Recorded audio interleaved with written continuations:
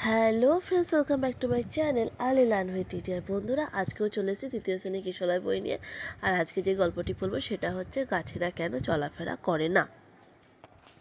তাহলে চলো গল্পটা পড়া স্টার্ট করা যাক। অনেক অনেক বছর আগেকার কথা। একসময় পৃথিবীতে গাছেরাও চলাফেরা করতে পারত। শেকড় বাকড় মাটির নিচে চালাচালি করে দিব্যি তারা ঘুরে বেড়াতো। তখন পৃথিবী ছিল অনেক সবুজ, অনেক সুন্দর। সে সময় গাছ ও মানুষ ছিল দুজনের বন্ধু। তারা একে অপরের উপকারী সাথী বলেই মনে করত। কোনো যানবাহন ছিল না, মানুষকে হেঁটে হেঁটে দূর দূরান্তে যেতে হতো। হাত বাক্স নিয়ে যাওয়া ছিল এক কঠিন ব্যাপার। গাছেরাই তখন সে দায়িত্ব পালন করত। তাদের শাখা প্রশাখা ছড়িয়ে দিত চারিদিকে। মানুষ তাদের পোশাক আশাক বাক্স প্যাকড়া থলি সেখানে ঝুলিয়ে রাখত। এমনকি মানুষ চাইলে তার জিনিস তার গ্রামে পৌঁছে দেওয়ার কাজও করত। এই সব উপকারী গাছেরা ঠিক মতন গাছেদের ডালে জিনিস রেখে তাদের নির্দেশ দিলে গাছ হেঁটে গিয়ে সেই জিনিসপত্র ঠিক ঠিক লোকের বাড়িতে পৌঁছে দিত। এমনকি বুড়ো লোকের উপকারেও আসতো গাছেরা। তার জন্য বুড়ো লোককে গাছের ডালে চড়তে হতো। তারপর গাছেরাই তাকে নিরাপদ স্থানে পৌঁছে দিত। এমনকি সে যেখানে যেতে চায় সেখানেও তাকে পৌঁছে দিত। কি সুন্দর ছিল সেসব দিন!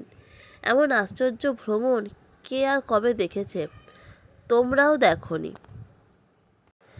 একবার একদল লোক জঙ্গলে গিয়েছিল। ফিরে আসার পর প্রত্যেকেই ভীষণ ক্লান্ত, চলবার শক্তিটুকু আর নেই। তখনই ঠিক করলো কাঁধে রাখা বোঝার ওজন কমাতে গাছের ডালে জিনিসপত্র রেখে দেবে। সেই মতো তাদের ভারী জিনিসপত্র তারা গাছের বিভিন্ন ডালে ঝুলিয়ে দিয়ে নিজেরা হেঁটে চলল। কিন্তু এত ওজন গাছের ডাল সহ্য করতে পারল না। ডালগুলির সব কাত হয়ে ঝুঁকে পড়ল নিচে। মানুষেরা তা দেখে সহানুভূতি দূরে থাক, হো হো করে হেসে উঠল। এর আগে তারা কোনো দিন গাছকে এমন অসহায় অবস্থায় দেখেনি। করুণার বদলে তাদের মুখে কুৎসিত হাসি ফুটে উঠল। এমনকি সকলে মিলে আনন্দে হাততালি দিল। এমন উপহাস গাছেদের সহ্য হলো না। তারা অপমানিত বোধ করল।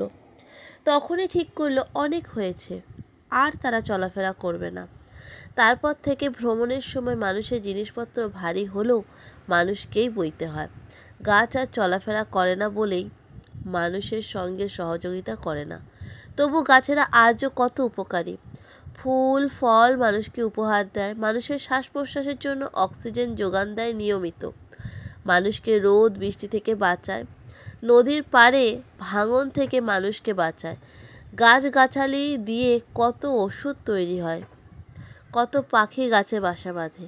গাছেদের দুঃখ একটাই, তারা এখন আর চলাফেরা করে না। কেন চলাফেরা করে না আশা করি তা আর বুঝিয়ে বলতে হবে না। তো বন্ধুরা, আজকে শুধু গল্পটাই পড়ালাম, কালকে এর কোয়েশ্চেন অ্যান্সারগুলো আলোচনা করব। আজকে এতটুকুই থাকলো বন্ধুরা। দয়া করে তোমরা ভিডিওগুলো শেয়ার করো প্লিজ। শোনার পর একটু লাইক করো আর বন্ধুদের সাথে শেয়ার করো। আজকে এতটুকুই থাকলো, আবার দেখা হবে কালকে নতুন কোনো গল্পের সাথে। না, গল্পের সাথে নয়, এই গল্পটার কোয়েশ্চেন অ্যান্সারের সাথে। চলো টাটা, বাই বাই বন্ধুরা।